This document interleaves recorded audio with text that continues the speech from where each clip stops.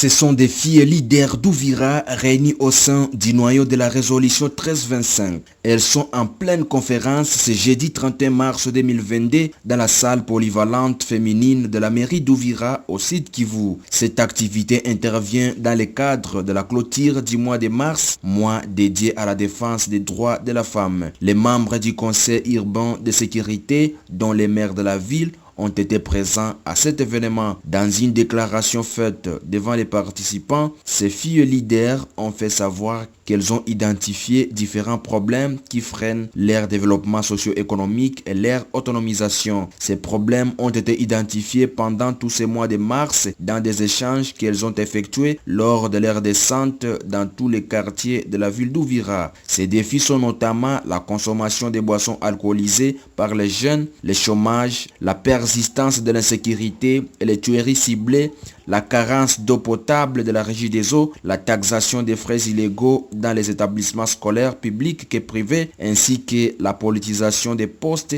dans l'administration publique. Françoise Mana Mouiriri, chef de projet au sein de l'ESBEL La Floraison et conseillère principale du noyau de la résolution 1325, a recommandé aux autorités urbaines ce qui suit. Nous avons demandé à l'autorité urbaine de voir comment interdire de faire entrer les produits fortement alcoolisés.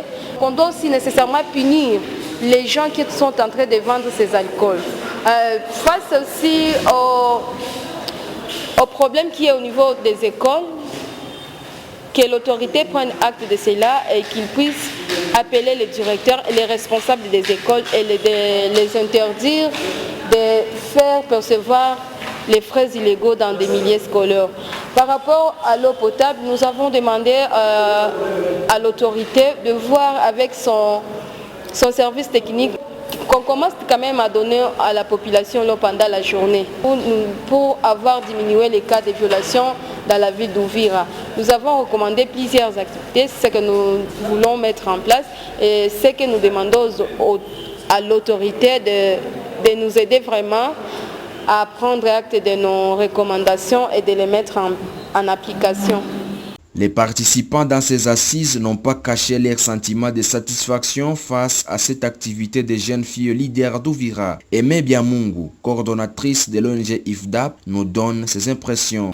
Ok, je pense que tout d'abord je félicite les jeunes filles leaders parce que dans tout ce que nous faisons quotidiennement, nous cherchons toujours les filles à accompagner. Moi en tant que femme, je cherchais toujours qu'il y ait une organisation de filles pour que nous les accompagnions pendant que nous on sera déjà vieilles.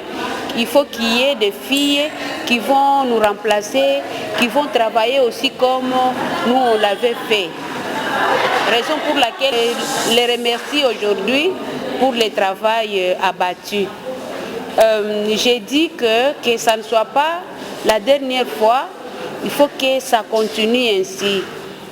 Et j'ai dit aussi merci pour les problèmes qu'elles ont identifiés, parce que c'est ce que nous aussi nous faisons quotidiennement dans nos organisations. Nous luttons pour la promotion des femmes, pas seulement les femmes, il y a aussi des filles. Parce que nous ne pouvons pas parler des femmes sans parler des filles. Parce que ce sont eux les femmes de demain. Retenez qu'avant cette activité, ces filles leaders d'Ouvira ont procédé mercredi 30 mars à la plantation des arbres dans les écoles et dans les différents quartiers de la ville d'Ouvira. C'est dans le cadre de la protection des écosystèmes.